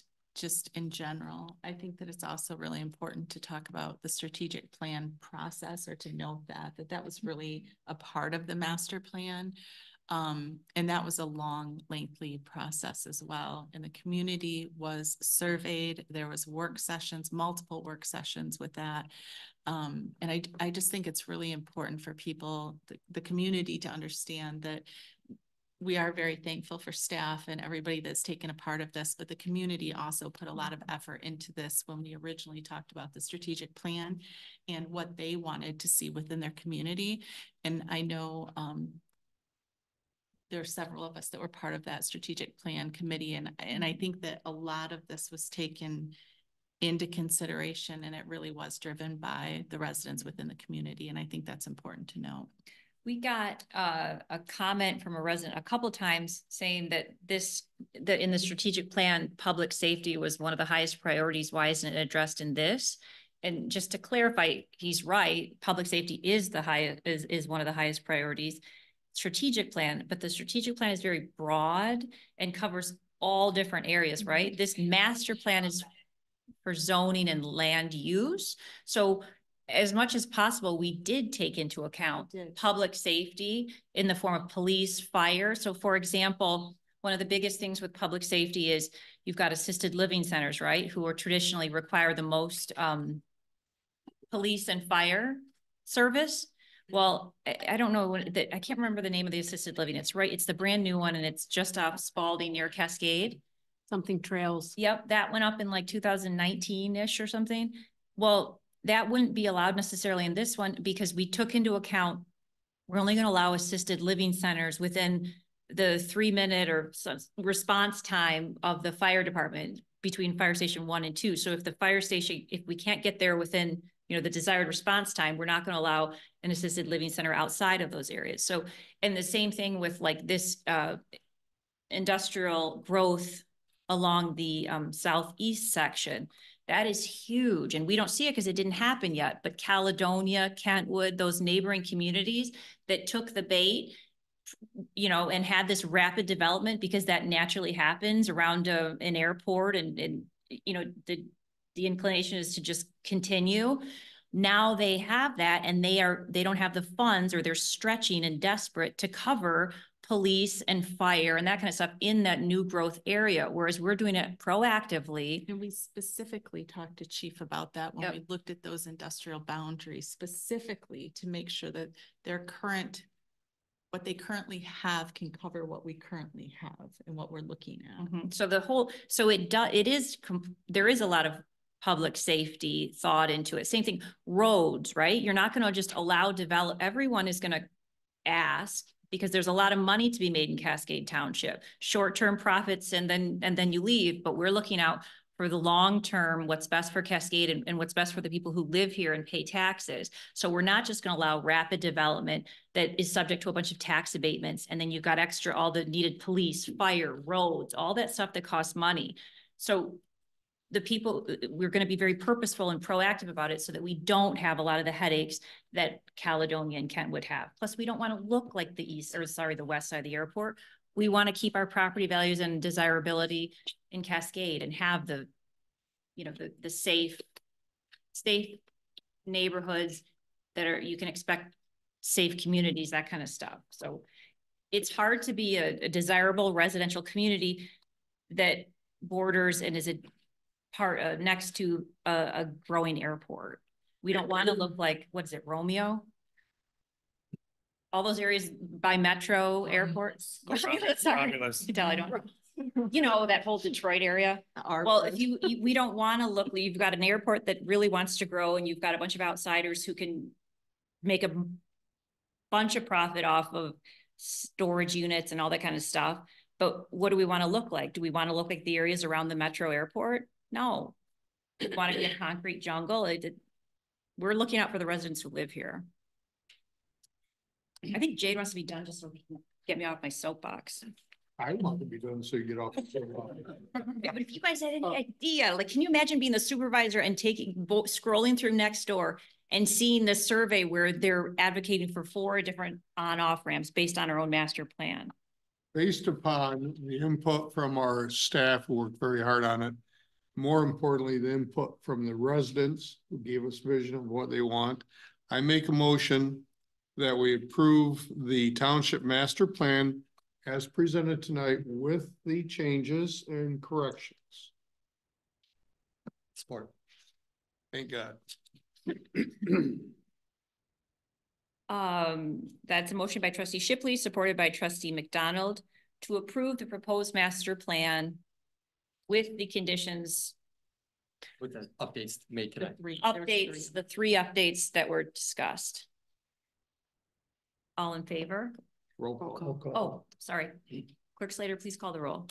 Trustee Nordhook. Yes. Trustee Kessel. Yes. Trustee McDonald. Yes. Treasurer Corsange. Yes. Trustee Shipley. Yes. Clerk Slater. Yes. Supervisor Lustman. Yes, motion carried. Great job. Thanks for sticking with us. Thank you. Public comments. Anything on the agenda or not on the agenda? We welcome you.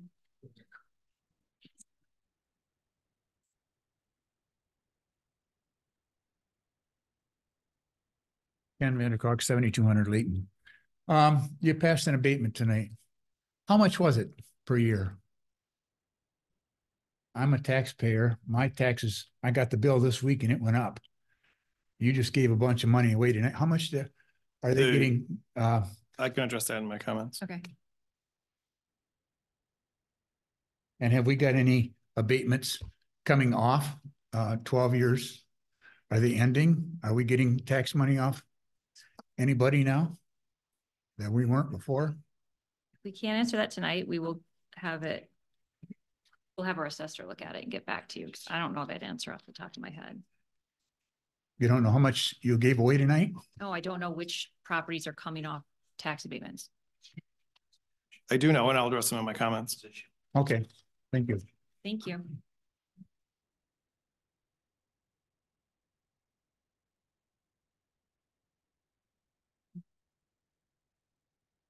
Howdy.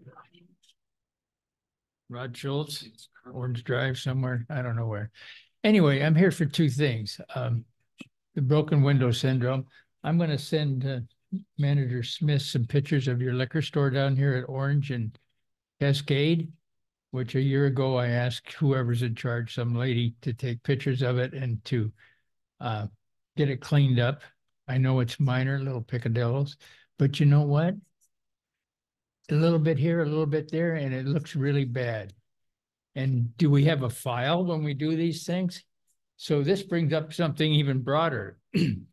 What's going to happen with your ordinance you're trying to do with the, excuse me, should have brought my water, with the motels? I've owned a motel before, okay? So I have a little empathy. I don't have any motels anymore. I don't have anything to do with them. Do you know how hard it is to keep somebody out of a motel?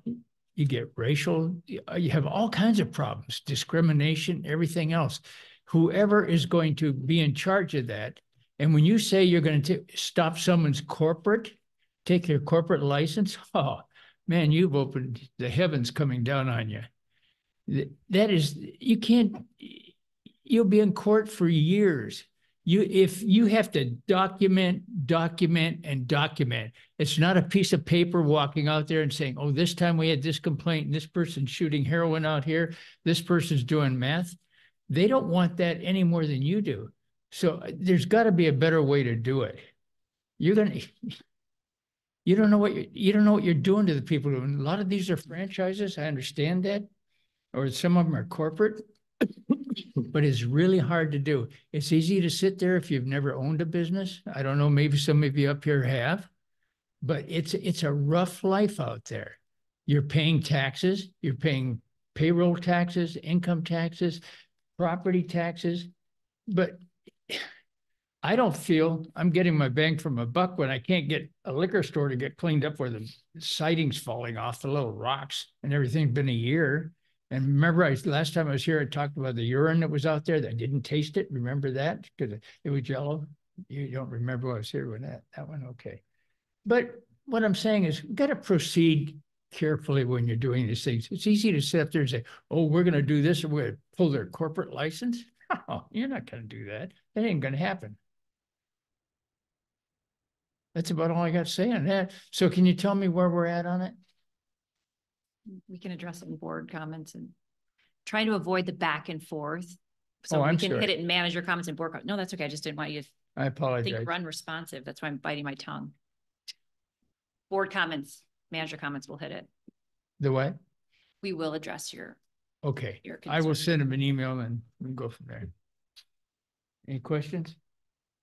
Comments? Yeah, during manager comments and board comments, we will address your comments. Okay, thank you. Thank you.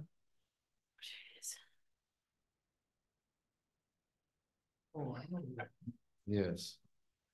Mr. Van Solkema. Hello, yes, Scott Van Solkema. Thanks for taking time out of your day to come to the board meeting. Yes, you're welcome. Reason why I'm here and why I brought my little tall friend, this is from the old stone house. And this township occasionally has a history of lack of maintenance. This was from the garden.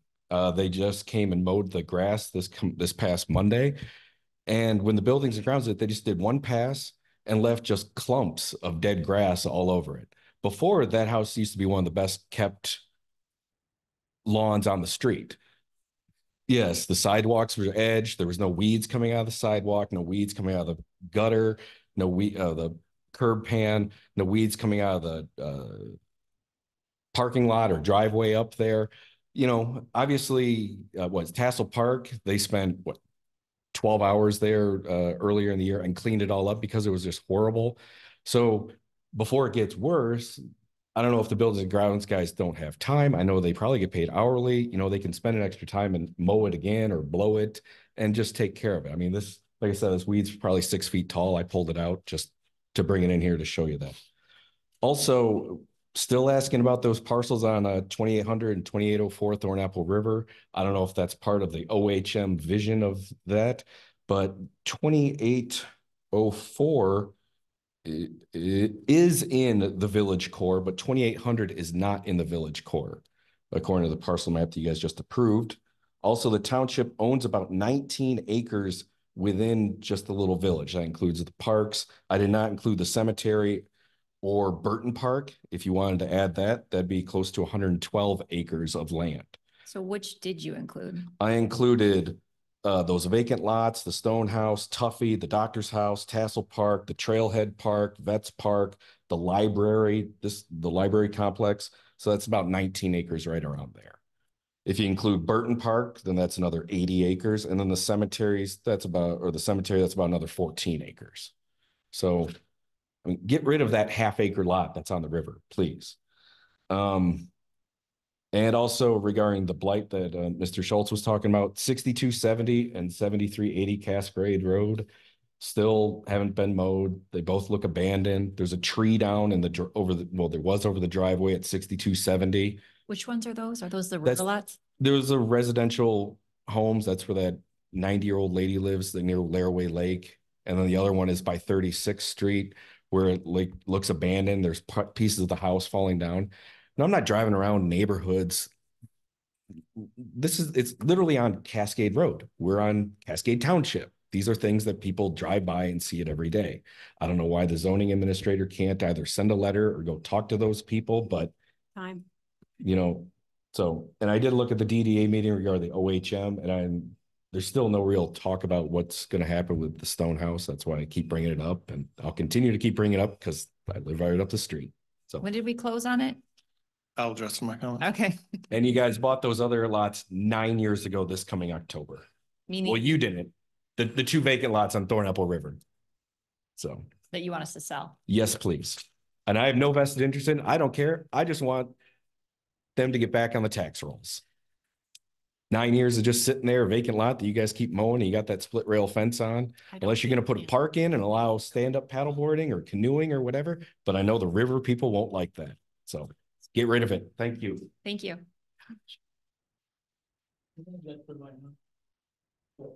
Kenneth Carey, 2929 Thornapple River Drive, and I just wanted to ask again about the ordinance that they were considering on compression braking in the community. I noticed that the traffic is extremely loud on Thornapple River Drive. I made a simple call to XL Excavating and told them, asked them about their trucks running down a residential street, and they stopped it. It was that simple.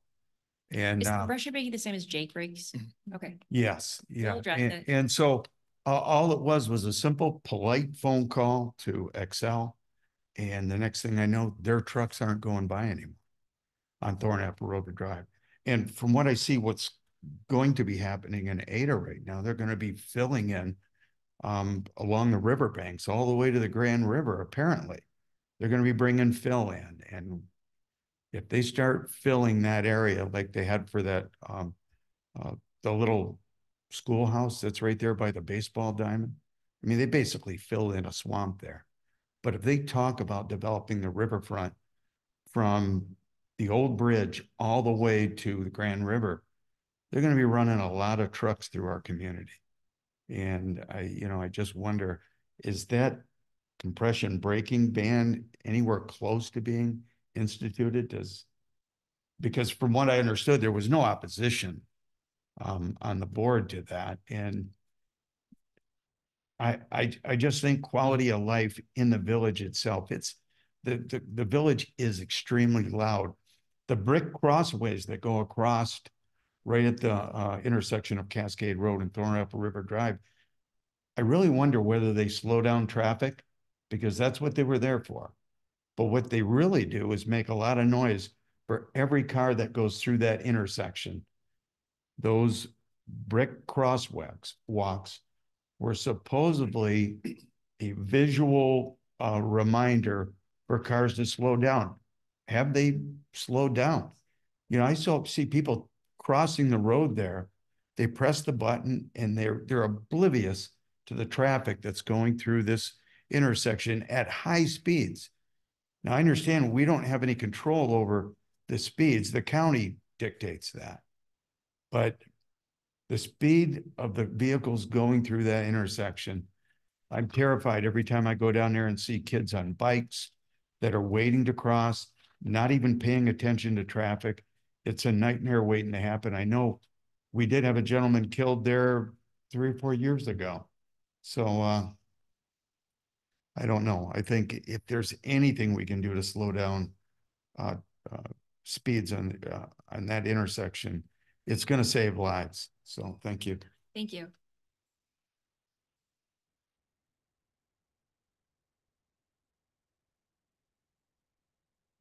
Any other public comments? Hi, I'm Liz Cram and I live at 3410 Winterberry Court. And I've never been a fan of IFTs and tax abatements because I don't understand them perhaps. So I did find, excuse me, in the documents, it says, well, what page is it?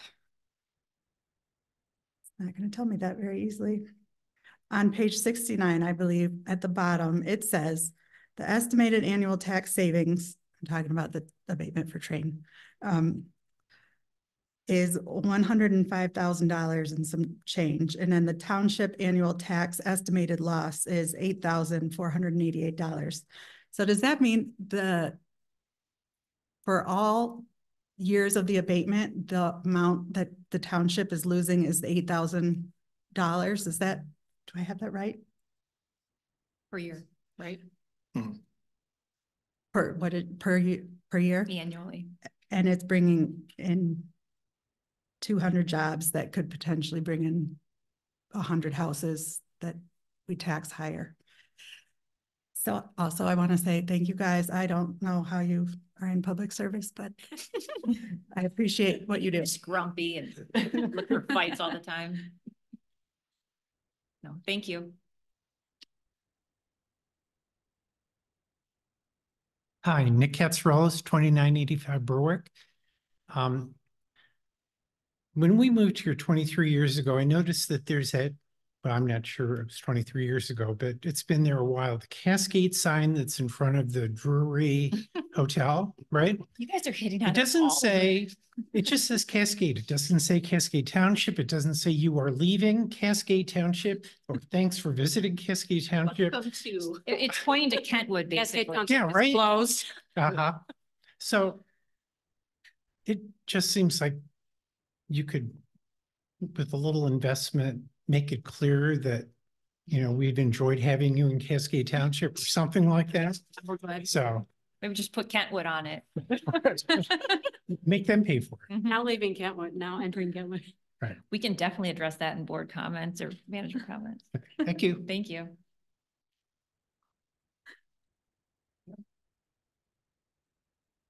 Any virtual comments?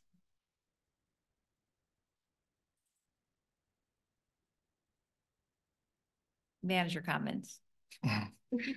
Okay.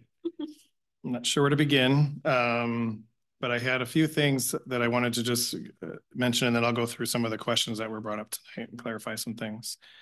I just wanted to give kudos and shout out to anyone that was involved in the organization and the celebration of the Independence Day Parade and the activities. It was an interesting year because with the new park at the library, things were moved around, but I think it ran off without a hitch. So thanks to everybody that was involved in that. Also, I wanted to let everybody know that the Parks Commission has recently approved a contract with a contractor to do a master plan for Rec Park. And there will be a survey coming out for the public to take in regards to the future of that park. There was a display at the Independence Day celebration where we gained public feedback, but then also this is going to gain feedback. And from there, the consultant will go and create a master plan for Rec Park. It's one of the parks that there's a lot of potential there. So we're looking for that community feedback. So look for that to come out both on the website, on Facebook, and in our newsletters coming up. But I just wanted to make sure that everybody was aware that that is coming forward. We've had some questions in regards to the future of Rec Park. So A couple weeks ago, we participated with Culver's for the fundraiser for Kent County Farmland Preservation fundraiser. So if anyone saw a very, very large John Deere truck on 28th Street, that's what it was promoting. It was wildly successful. They were very happy. We had volunteers there that were helping deliver food. So it was a great event. It brought awareness to farmland preservation, which is not only important to Cascade Township, but it's important to the county as well. So those were my updates. I'm going to go through some of the questions, unless the supervisor wants to take some of them, but I will Let you take I'll them go first. down the list. So in regards to the IFT, the annual tax, so in the agenda packet, it does, you are correct. There is it's put in there as a loss, but that's an interesting word because the building isn't there. So it's not really a loss, but what it's saying is that there's a 50% abatement of what would have been assessed.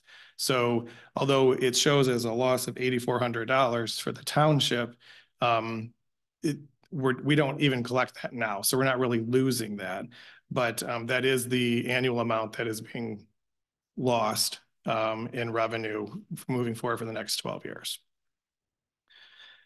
In regards to the liquor store and the ordinance enforcement, we do have a tracking mechanism within the township. It's recently been upgraded so that when a property does have a violation or a notice of violation, it is recorded so we can refer back to that. We work very closely with the sheriff's office on ordinance enforcement. We do have our zoning administrator as well.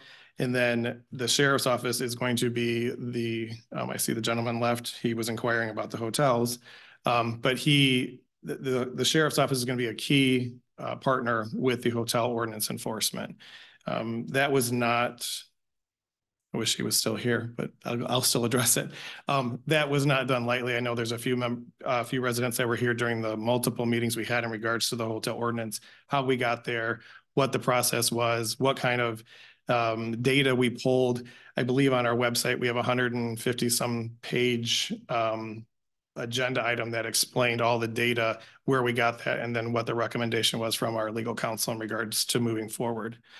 I think the key with that is that we worked very closely with legal counsel. And so yes. Other thing I think needs to be clarified that I think was misinterpreted somehow. He kept referencing that we were going to take away their corporate license. We're not going to take away their corporate license or their franchise. We're talking about a hotel license. A local hotel license. Hotel license is completely different. Yeah. We are not talking about taking away a corporate license in any way. This is all related to a local hotel license. Correct. And it's narrowly tailored. So the sky is falling comments. And it is written very clearly about things that there were different options there. You could have done a special assessment district. There were a myriad of choices on how to target these few bad apple owners who are cesspools for crime. We got heat because we were taking too long to do it, but we wanted to do it right. We chose this specifically to avoid all the stuff that he was saying. So we understand that it's a challenge, which is why we were extra careful about it. We understand that we could end up in court, which is why we work closely with legal counsel. And we understand that it requires follow-up, which is what we're planning on doing. So I think he'll be pleasantly surprised to learn that his concerns have been vetted and hopefully are overstated. Yep. Just a couple other things. So in regards to the weeds and the stone house, we closed on that, although we did not take possession of that until 3 weeks ago. So during that time of when it was closed, the previous owner did not maintain some of the property. Yes, it is being mowed now by our staff. We do recognize the number of properties that we do have in the DDA. Just yesterday, I met with a landscaping company to take over some of the maintenance within the district itself. The DDA did allocate significant dollars towards the maintenance and landscaping within the district, which, just so everybody knows, the DDA district goes everywhere, all the way from Thornapple and Cascade, all the way to down 28th Street to I-96. So that's a pretty big stretch. We're prioritizing some of the locations along that. One is the Stone House, because yes, it is a beautiful home and we want to maintain that property. We want to put that to good use for public use. And then also Tassel Park. My favorite spot is the median on 28th Street by I-96. And then obviously some things within Centennial Park. So there's a couple of high priorities that they are getting us quotes on Our building and ground staff does a great job. There are 4 people that maintain all of the properties that we have. So we've got to look a little bit differently at how we're going to accomplish that. We were proactive with the DDA and looking that and allocating dollars so that we can maintain those. But those there, I know that those weeds grow fast, but we did not take possession of that property until 3 weeks ago. The Jake break concern, that ordinance was passed. I just tried to look it up and I can't find it, but it was passed probably 6 months ago. January 10th. January. Okay, so 7 months ago, up to the day. So we are looking at putting signs up, but again, I mean, I appreciate the fact that you called the company that they stopped making that route, but I've talked to the sheriff's office and from an enforcement perspective, they would have to sit there all day to catch those trucks. So I will again speak with the deputy and raise the concern to him. And the Cascade sign. Oh, this is So the Cascade sign. amen from us. Yeah, so the Cascade sign is a result of the Druryans construction, and Andrea's got her hands over her face. But the Drury Inn is part of what's called a PUD, a planned unit development. And part of that is a community benefit. And back before anybody that was here determined that that sign was a community benefit. And if the Drury Inn was to be built, that was their community benefit that they basically funded for the township. And so that's under the old leadership, the old planner, community, everything was done, planned unit developments, community benefit, and that's what we got. It looks, it's ugly. For the highest building in Cascade. So I don't even see the benefit of that. So we're going to go back and look at the agreement. This is something that Andrea and I have talked about, looking at that agreement and seeing how that actually came to be, and then what is it to actually either remove it or update it. Because again, as someone who wasn't a visitor before Cascade, before coming here, when I got off, I'm like, oh, Cascade goes that way. Mm-hmm. No, that's Kentwood. It should be on the other side of the highway or on the other side of 28th Street heading this way. So, we are well aware, and it's one of those. That would not be allowed today. Yeah. If someone's asking for, we wanted to get this, so to give up community benefit, that sign was an example of what we wouldn't, that's disappointing. Yeah. So I think I touched on everything on the list. If I didn't, I apologize, but we're busy. That's all I have. River parcels. I get it, Mr. Van Silk. I personally, there hasn't been discussion at the board level. I understand those were bought what? So before, and I know there's strong feelings on both sides, sell them, keep it, to slowly expand riverfront. Personally, this board up here hasn't touched it yet. It's not a high price. I mean, what are some other hot topics that that aren't at the top of the list? I'm not disagreeing with you. I'm just saying we haven't gotten there yet. So many houses on fire. So there's other things like, zoning is huge, different priorities, selling those lots. Maybe it's the right thing to do. Maybe it's not. Just hasn't come up yet. And I'm not looking, I mean, I get it, but you're here, right? There's a lot of people on the other side too, who look at, I think the thinking was slowly acquiring, but I'm not even going to, I don't know, we'll get there when we get there. Their parcels have come up for sale. I know. I'm just saying we haven't addressed it yet. Board comments? Hi, it's been one of the old farts around the township. First of all, thanks for coming, Nick. I appreciate your comment. The township board did look at some other parcels for welcome signs into the township. As you know, it's kind of limited. You got the cemetery down in the corner that didn't want to give up any space. Plus they got that wet area there. You got the old Best Western Hotel that didn't want to give up any space for theirs down there. So that's been one of those issues for a long time. Keep coming back to the board, to the meetings. We appreciate your comments. Ken, thanks for being here. You're familiar faces. And Scott, always your familiar face too.